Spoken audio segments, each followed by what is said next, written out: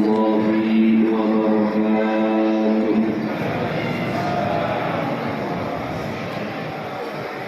Alhamdulillahilladzi ja'ala Ramadan syahra siyam wa syahra qiyami lil mu'minin. Asyhadu an la ilaha illallah wahdahu la syarika lah wa asyhadu anna sayyidana wa nabiyyana Muhammadan abduhu wa rasuluh. Allahumma salli wa sallim wa barik ala sayyidina wa habibina wa syafi'ina wa maulana Muhammadin wa ala alihi wa ashabihi wa azwajihi wa dzurriyyatihi ajma'in. Rabbi shrah li sadri wa yassir li amri wa hlul 'uqdatam min lisani yafqahu qawli. Rabbi zidna ilman nafi'an warzuqna fahman jayyidan fil laili wan nahar. Amma ba'du, faqad qala Allah ta'ala fi kitabihil karim. A'udzu billahi minasy syaithanir rajim. Bismillahirrahmanirrahim. Syahrul Ramadan alladzi unzila fihil Qur'an hudan linnas wa bayyinatin minal huda wal furqan. Wa qala an-nabiy sallallahu alaihi wa alihi wa sahbihi wa sallam, man qama ramadana imanan wa ihtisaban ghufira lahu ma taqaddama min dhanbihi. Wa qala aidan fi ba'di riwayatihi, iqra'ul Qur'ana fa innahu ya'ti yawmal qiyamah syafi'an li ashabihi. Shadaqallahul azim wa shadaqa rasuluhun nabiyyul habibul karim wa nahnu ala dzalika minasy syahidin wasyakirin walhamdulillahi rabbil alamin. Para jamaah sekalian, jamaah salat Isya dan salat tarawih Masjid Jami' Al-Rayyan, para sholihin dan sholimat yang insyaallah mudah-mudahan dirahmati oleh Allah Subhanahu wa taala. Kita bersyukur bahwa di malam yang mulia ini Allah masih berikan kita kesempatan untuk menghidupkan malam-malam Ramadan. Dengan Allah izinkan kita mudah melangkahkan kaki kita ke tempat yang mulia ini, yaitu masjid, semata-mata menunaikan kewajiban sholat Isya berjamaah. Karena percaya atau tidak, berjamaah Isya paling banyak cuma Ramadan doang. Nanti di luar Ramadan kelihatan yang angot-angotan. Percaya atau tidak, jamaah subuh banyak, bahkan sebelum subuh udah ada di masjid. Biasanya Ramadan doang. Dua sholat berjamaah ini pahalanya tinggi bagi orang. Jadi sangat wajar kalau dalam riwayat Imam Bukhari dijelaskan, kalau sudah masuk Ramadan, kinayah pintu surga dibuka oleh Allah Subhanahu wa taala. Kenapa dibukakan Allah? Banyak orang yang sebelumnya tidak mikirin rajin ibadah, pas masuk Ramadan spiritnya nambah. Banyak orang yang sebelum Ramadan biasa saja berbuat maksiat, ketika masuk Ramadan malu berbuat dosa. Dosa menjadi sebab masuk neraka, banyak ibadah menjadi sebab masuk surganya Allah Subhanahu wa taala. Ini takdir Allah. Jadi syukuri kita ditakdirkan menjadi orang yang senang ibadah, bukan senang maksiat. Kata Syekh Nawawi Al-Bantani, walaula fadluhu alaika lam takun ahlan li jarayani dzikrihi alaika. Andai saja kalau bukan karena karunia Allah, Bapak mungkin meskipun rumahnya dekat masjid tidak akan sanggup hadir di masjid. Kalau bukan karena karunia Allah, meskipun dari rumah Bapak dengar suara azan, tidak akan sanggup hadir berjamaah. karena semuanya karunia Allah Subhanahu. Maka bersyukur sampai malam. Kalau berapa? 18, 17, 20. Malam berapa? 20. 8. Emang kalau lempengan akhir ingat pas. Cepat selesai ya. Mau beres. Coba kalau pas baru 2 hari ditanya, berapa lupa? Berapa ya Ustaz? Selama banget saya. 30. Alhamdulillah sudah masuk penghujung 10 Ramadan kedua. Nanti 2 malam lagi depan pintu sudah ada babak final. Ini kita masuk babak semifinal Pak. Seleksi alam Allah udah kelihatan. Mana yang malam 10 pertama kelihatan, mana yang sekarang kelihatannya di pasar malam. Jadi seleksi alam kelihatan. Kalau Liga Champions sudah masuk 8 besar, kita masuk babak semifinal ini. Jadi harus spiritnya ditingkatkan. Kenapa? Intinya Ramadan ada pada 10 Ramadan terakhir. Jadi harus ditingkatkan. Bersyukur kepada Allah masih diberikan sehat lahir. Amin ya rabbal alamin. Selawat dan salam yang selalu kita lantunkan kepada junjungan alam Nabi besar Muhammad sallallahu alaihi wasallam. Para hadirin jamaah sekalian, para sholihin dan sholimat yang insyaallah dirahmati oleh Allah. Segenap pengurus Dewan Kemakmuran Masjid Jami Ar-Rayyan yang sangat saya hormati, para jamaah sekalian, bahwa setiap tanggal 17 tradisi kita di Indonesia biasanya mengadakan peringatan nuzulul Quran. Jadi Al-Qur'annya turun, bukan diturunin. Karena kalau dalam bahasa Arab diturunin itu bahasa Arabnya inzal, bukan nuzul. Tapi kalau bahasanya inzal, yang biasa ngaji kitab kuning pasti otaknya jorok. Karena kalau dalam kitab fikih yang disebut inzal keluar air mani. Jadi ulama pakainya bahasa nuzulul Quran. Al-Quran turun karena wahyu dari Allah Subhanahu. Turunnya kapan? Karena ada riwayat dua. Yang pertama menyebutkan malam 24. Dan sekarang malam berapa? Berarti belum 24. Ini salah ada ya Pak. Dulu guru saya kayak Alim Sumayaku Al-Marhum dari Senang, riwayat yang sahih adalah Arba'un Ma'isyun 24 gitu kan. Terus gimana kiai yang 17 Ramadan biasanya umat Islam ngadain di Indonesia? Bener apa kagak? Bener. Jadi Ustaz begitu Pak, benerin aja semuanya. Jangan ono salah, ini salah, ono salah. Ustaz yang sering nyalain orang masuk neraka duluan. Ini nggak boleh, ono nggak boleh, ini nggak boleh. Dua-duanya bener. Ada sahabat disuruh Nabi jangan sholat asar kecuali di Bani Quraidah.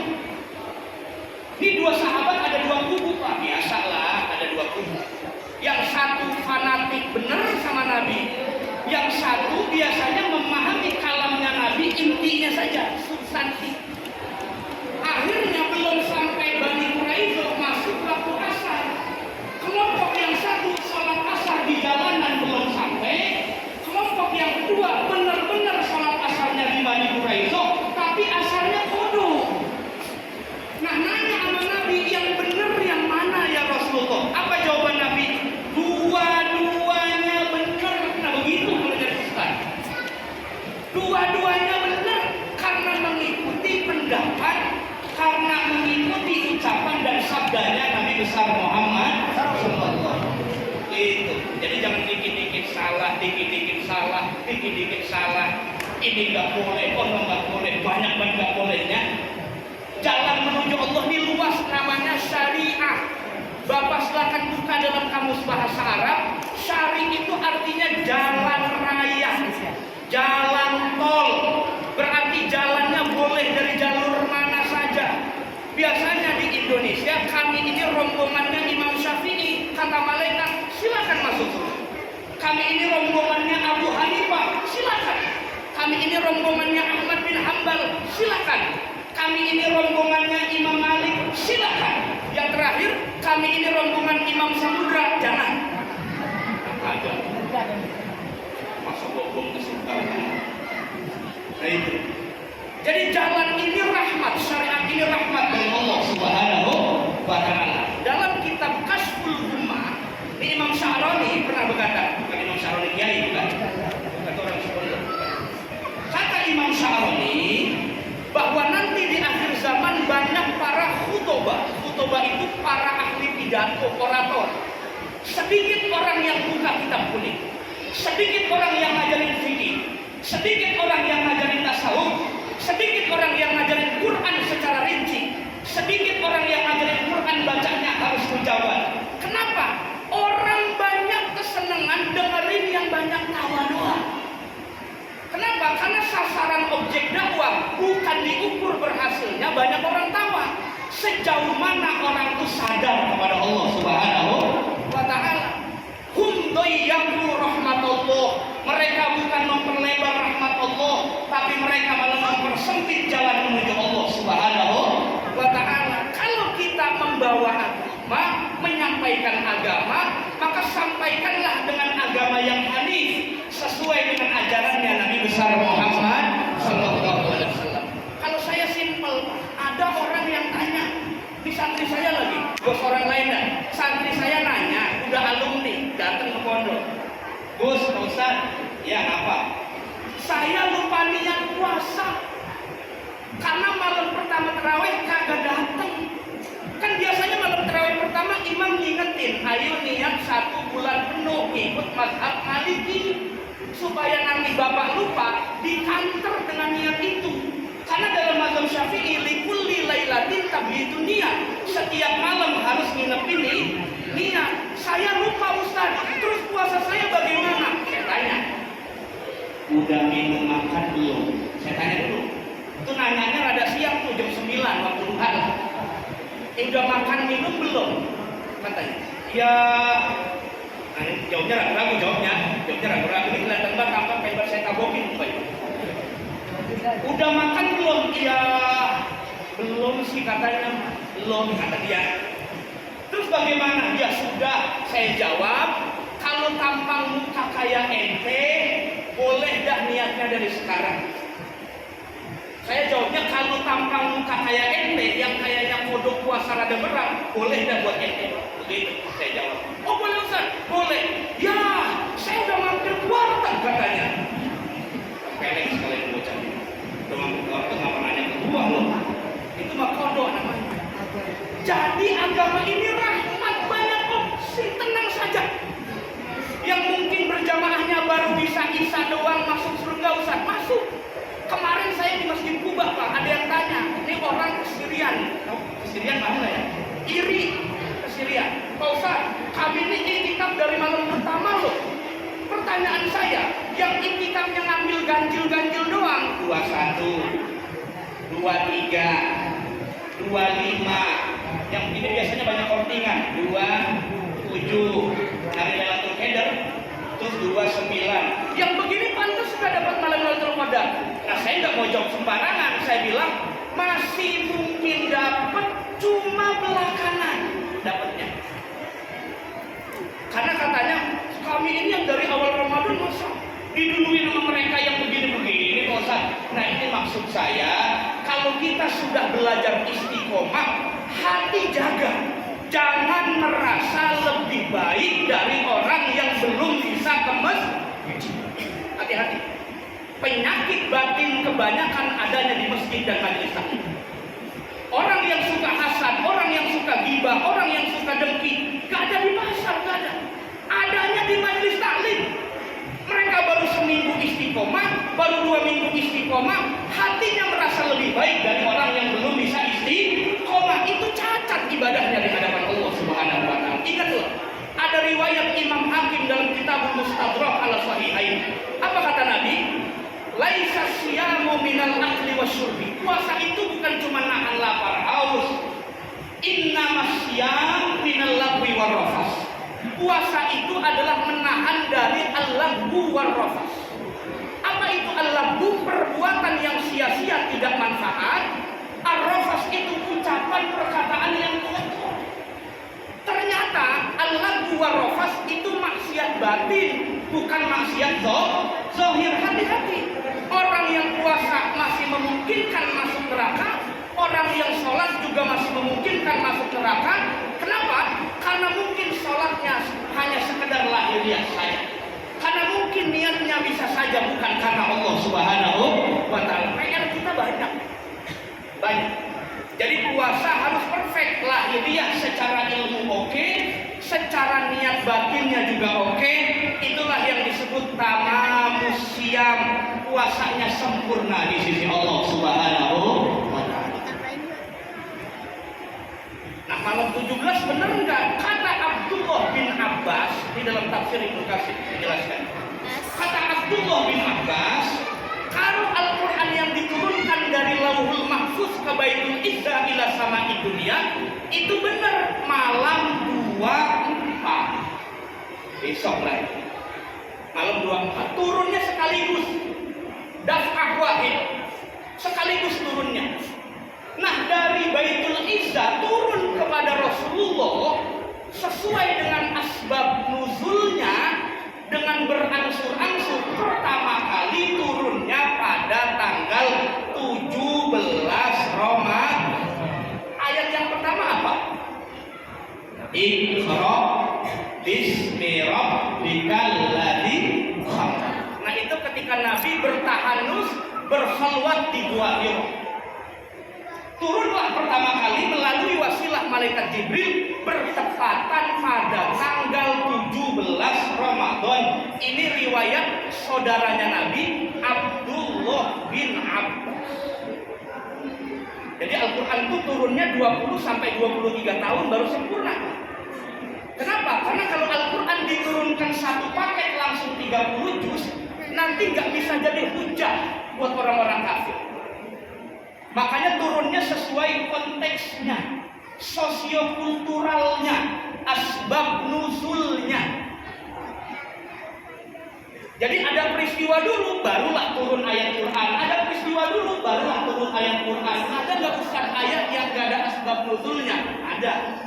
Contohnya apa? Ayat-ayat sam'iyah hari kiamat. Nah, kalau bab akidah namanya sam'iyah, nggak ada itu. Tapi kalau ayat-ayat terkait ibadah, terkait muamalah, terkait jihad, terkait yang lain-lain, itu biasanya selalu ada asbab nuzulnya. Apa kata Imamul Wahidi?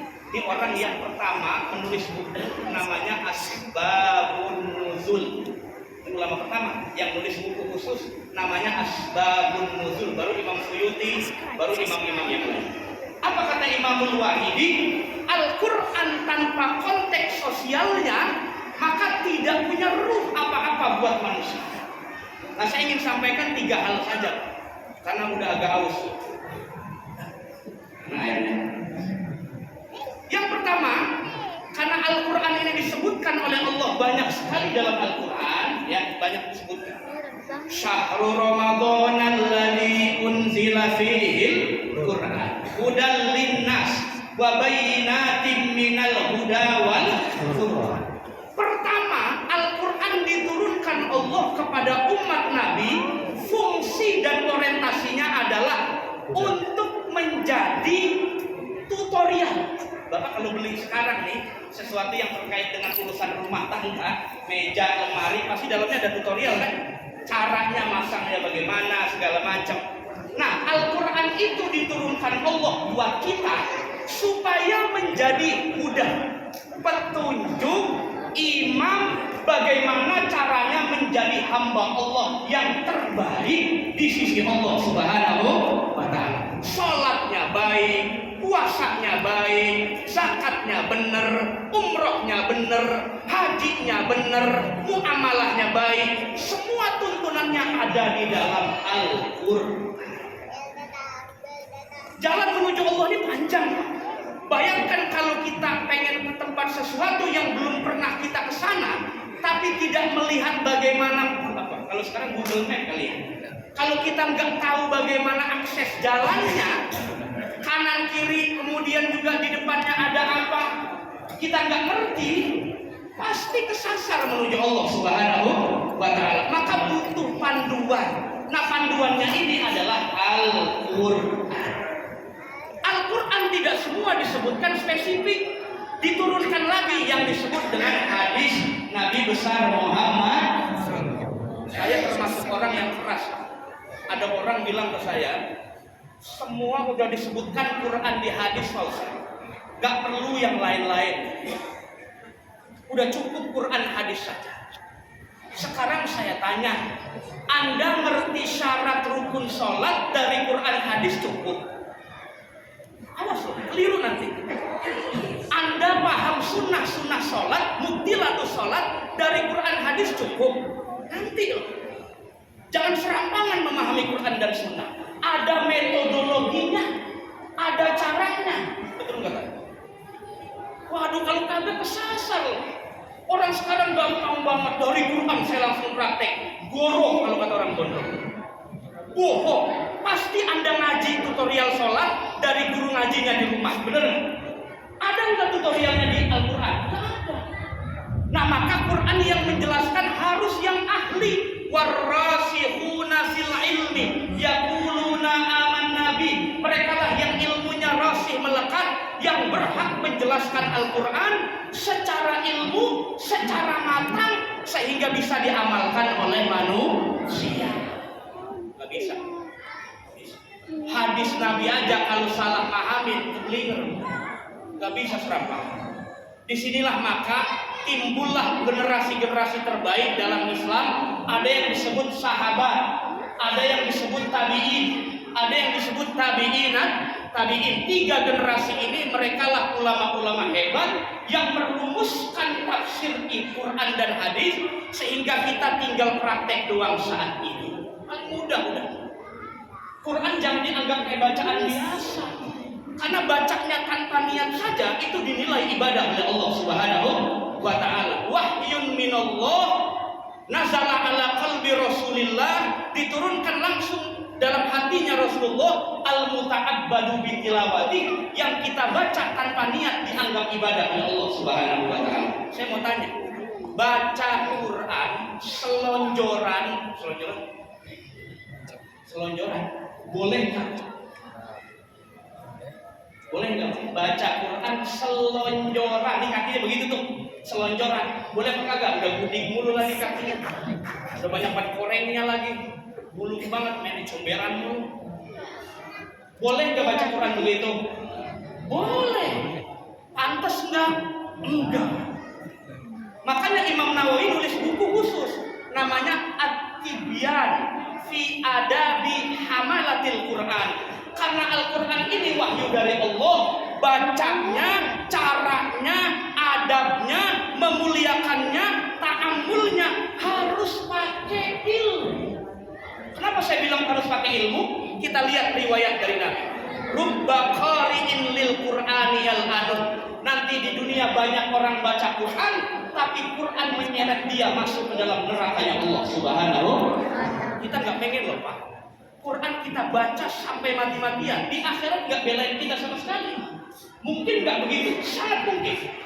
Karena Nabi juga bilang banyak orang puasa, tapi di akhirat tidak dapat apa-apa di sisi Allah Subhanahu wa Ta'ala. Banyak orang sholat, tapi ternyata tetap celaka di sisi Allah Subhanahu wa Ta'ala.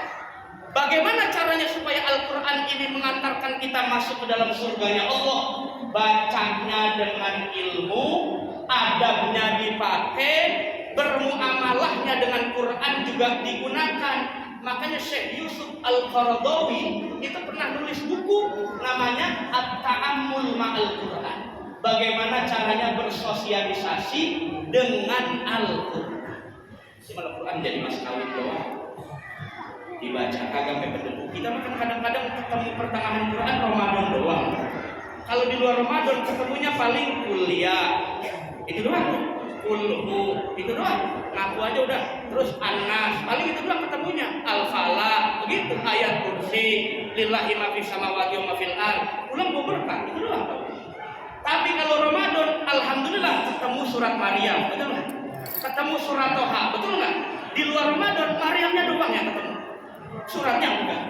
Bersyukurlah karena Ramadan banyak orang yang tadinya enggak ingat Quran jadi mau baca. Luar biasa, ini bulan luar biasa. Ini ada riwayat, saya sebutkan saja. Riwayatnya lemah, dalam ilmu hadis riwayatnya lemah, tapi saya sampaikan. Kok boleh usah disampaikan? Saya malas yang bicara yang rinci. Kalau begitu datang aja ke pesantren deh. Kalau mau yang rinci nanya sama saya. Ada riwayat bunyinya begini, Pak. Lau ta'lamu ummati ma fi Ramadan, la tamannau an takuna sanah kulluha Ramadan. Andai saja umat Nabi tahu bahwa bulan Ramadan begitu banyak luar biasa yang Allah berikan kepada kita, pasti umat Nabi Muhammad doanya sama Allah, doanya nih, ya Allah, jadikan 1 tahun Ramadan semua. Ada yang doa begitu orang sini ada? Ada nggak? Agak bakal. Orang terawih malam 20 loyo, penyakit apa aja kumat. Di sini mah enak Pak, terawihnya 8, enak. Pernah ngamalin di sini 36 Pak terawih. Belum, besok ngamalin dan insya Allah motor ente rusak.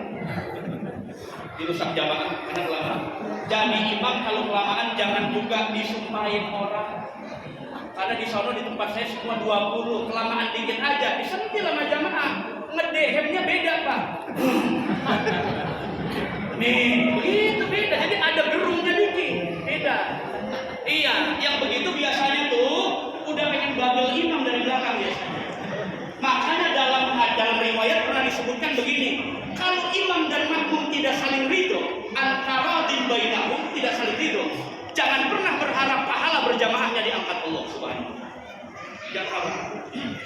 Disitulah pentingnya poros sholat berjamaah, makmum ridho, imam ridho, pahalanya diangkat oleh Allah Subhanahu wa ta'ala. Saya selalu bilang kalau dalam kajian, jadi makmum diam-diam aja dan banyak komen. Imam ini tanggung jawabnya besar, karena imam menanggung makmum goblok. Saya ulangi, boleh? Imam ini tujuannya menanggung makmum goblok, karena nggak semua makmum hafal rukun sholat, betul nggak? Nggak semua makmum hafal sunnah sholat, nggak semua makmum paham mana yang batalin sholat. Imam kudu paham, dia yang nanggung di hadapan Allah. Kenapa bapak komen mulu? Mana gajinya kecil banget lagi, kan kasihan anak bininya. Udah gajinya kecil diomelin mulu sama jamaah lagi, ya Allah. Ini kalau udah 10 Ramadan terakhir Pak, manggilnya bukan imam, buruan bir, supir. Imam bisa minum supir angkot, bayangin. Masya Allah, makanya bersyukur di sini mah ngimamin enak, udah terawih 20 yang ngimamin sember lagi. Aki-aki pensiunan umur 60. Itu rokaat keberapa juga udah bengek kali lah. Bersyukur. Saya semalam Pak terawih di Jatibung, di acara nuzul Quran juga. Itu sama, terawihnya enak. 8, makanya saya bilang saya mengimamin 8 oke, 20 oke, 36 saya pulang, nggak mau. Lama banget Haji, 20 aja enggak saya. Karena di Madinah dulu riwayatnya ada 36 sekaligus tawaf. Silakan dibuka dalam riwayatnya. Tapi di Indonesia yang dipraktikkan 20 dan 8. Ada orang tanya ke saya, Pak Ustaz, saya orang NU Tulen. Dia tahu tidak tuh hijau. Ada apa? Bagaimana teman-teman kita yang tarawihnya 4 rakaat 1 salam, 4-4-3 kayak formasi bola? Sah nggak Ustaz? Karena di Fathul Mu'in la tasihhu sholatu man yusalli 4 raka'atin bi taslimatin wahidah. Tidak sah sholat tarawihnya orang yang 4 rakaat 1 salam. Keras nih kalau ngaji begini. Keras. Sah apa kagak Ustaz? Saya jawab sah. Ya, emang apa Ustaz? Sah kan di ini nggak boleh. Ente baru baca kitabnya 1 doang. Emang orang kalau baru baca buku 1 sok pinter biasanya. Coba baca kitab yang lain. Ada nggak ulama yang membolehkan? Saya ini selama ada ulama yang membolehkan tidak berani menyalahkan. Karena kita ngikut ulama, al ulama warasatul. Udah clear urusan. Kalau ngikutin ulama berarti ngikutin thariqah, jalannya Nabi besar Muhammad sallallahu alaihi wasallam. Yang udah rada haus juga. Ya, ntar aja nggak usah. Ini sambil nunggu hujan aja, hujannya. Gitu. Kalau serius banget juga takut stroke doang. Yang kedua, Al-Quran itu fungsinya sebagai takhotub ma'allah. Takhotub itu dialog. Jadi coba biasakan membaca Quran itu ada niatnya. Nawaitu, ya Allah, saya niat baca Quran untuk berkomunikasi. Gak apa-apa, gak paham maknanya juga gak apa-apa. Gak kudu Bapak paham makna Quran. Nah makanya Al-Quran terjemah itu satu sisi penting, satu sisi bahaya. Kalau Bapak tahu kan ada Profesor Quraisy Shihab, dosen saya dulu, saya kuliah S3 masih. Apa kata beliau? Saya termasuk orang yang tidak setuju Al-Quran diterjemah. Kenapa? Sangat berbahaya kalau dijadikan untuk mengajar. Saya ulangi, sangat berbahaya kalau Al-Quran terjemah dijadikan buat mengajar. Kalau buat baca pribadi, merenungi maknanya, silakan. Tapi kalau buat mengajar, berbahaya. Kenapa? Karena ada yang penting dijelaskan secara spesifik dalam tafsir. Gak bisa kita dengan terjemah saja. Nah, kalau untuk sendiri, Bapak lagi khalwat sendirian di rumah, gitu kan ya, lagi merenungi apa kita terserah. Ambil Quran, ambil air wudu, pakai pakaian yang rapi, baca Al-Quran, di sampingnya ada terjemahnya, sambil merenungi, seolah-olah kita sedang berdialog kepada Allah Subhanahu wa Ta'ala. Bayangkan Pak, dalam satu riwayat sirah Nabi Muhammad itu ketika didatangi Jibril pertama kali, itu ada ulama yang bilang dipeluk 2 kali oleh Jibril. Dipeluk. Nabi Muhammad dipeluk 2 kali. Bayangkan, Nabi Muhammad dari bangsa manusia, Jibril dari bangsa malaikat. Ada 2 makhluk Allah beda alam bersatu dalam satu waktu. Maka Nabi gemeter Pak. Iqra Muhammad, gemeter badannya. Apalagi ini kata Nabi Muhammad. Jadi dalam satu riwayat disebutkan Nabi dipeluk 2 kali oleh malaikat Jibril. Sampai pulang ke rumah, sampai diselimuti masih saja merasa gemetar. Karena disitulah pertama kali Nabi berkenalan dengan malaikat Jibril alaihi salam, menyampaikan risalah dari Allah Subhanahu wa Ta'ala. Ketika sudah terbiasa, malah Nabi nanyain, "Oh Jibril kagak kemari mandi ya? Saya kangen juga rasanya." Itu kalau udah biasa. Memang kalau dia baru ketemu begitu. Itu Nabi kemudian diajak berdialog oleh malaikat Jibril melalui firman Allah. Gemeter. Kita ini kadang-kadang baca Quran gemeter kagak. Ngapa kagak, pengennya buru-buru beres saja. Berarti belum sampai ke ujung. Kenapa kita kok bisa kuat ibadah lama-lama? Karena niatnya. Niat power, niatnya dalam hati. Ya Allah, saya niatkan saya puasa di siang hari. Ya Allah, saya niatkan tarawih di malam hari sampai akhir Ramadan. Capek atau tidak, letih atau tidak, Bapak sibuk atau tidak, pasti nggak akan pernah meninggalkan tarawih karena sudah diniatkan dalam hatinya hanya kepada Allah Subhanahu wa Ta'ala. Belajar sedikit-sedikit. Susah Pak Ustaz. Nggak ada orang yang lahir langsung khusyuk sholatnya. Nggak ada orang yang lahir langsung soleh di hadapan Allah. Betul nggak? Nggak ada orang yang lahir langsung alim, pintar, tidak. Semua butuh proses. Manusia pasti butuh proses. Yang tidak butuh proses hanya Allah Subhanahu wa Ta'ala. Yang terakhir, dalam riwayat Ka'ab al-Ahbar, dulu ada sahabat namanya Ka'ab al-Ahbar. Ini mantan tulang Mekah. Bapak kalau baca tafsir Idza Jaa Nasrullahi wal Fath, surat itu tuh namanya surat apa? An-Nasr. Nah itu ada beberapa ulama tafsir menyebutkan bahwa Ka'ab al-Ahbar ini bersama Abu Sufyan, kan Abu Sufyan dulu musuh Nabi, malah jadi besan kan gitu ya, malah jadi besannya. Nah itu disebut mantan tulako Mekah. Tulako itu kafir yang Nabi Muhammad dari Madinah datang ke Mekah untuk menyerbu orang-orang kafir, kemudian malah mereka berbondong-bondong masuk ke dalam agama Islam. Nabi cuma bilang siapa saja yang masuk rumahnya Abu Sufyan selamat, kata Rasulullah. Abu Sufyannya malah mengucap asyhadu an la ilaha illallah wa asyhadu anna Muhammadan Rasulullah. Nah, ada di situ salah satunya Muawiyah, kemudian ada Abu Sufyan, ada namanya Ka'ab al-Ahbar. Ka'ab al-Ahbar ini disebutkan oleh Imam Ibnu Hajar al-Asqalani, ya. Termasuk termasuk sahabat yang banyak menyebarkan Israiliyat. Israiliyat, paham nggak? Israiliyat itu cerita-cerita Bani Israel yang disebutin lagi zaman Nabi Muhammad. Cerita Nabi Musa, cerita Nabi Isa itu disebutin lagi. Namanya Israiliyat. Salah satu yang suka nyebarin Israiliyat, bukan nyebarin, ceritain. Namanya Ka'ab al-Ahbar. Nah, Ka'ab al-Ahbar pernah bilang begini, al-husunu lil mu'minin minasyaiton salas. Manusia ini punya benteng dalam hidupnya supaya tidak tergoda oleh musuh. Musuhnya manusia ada berapa, Pak?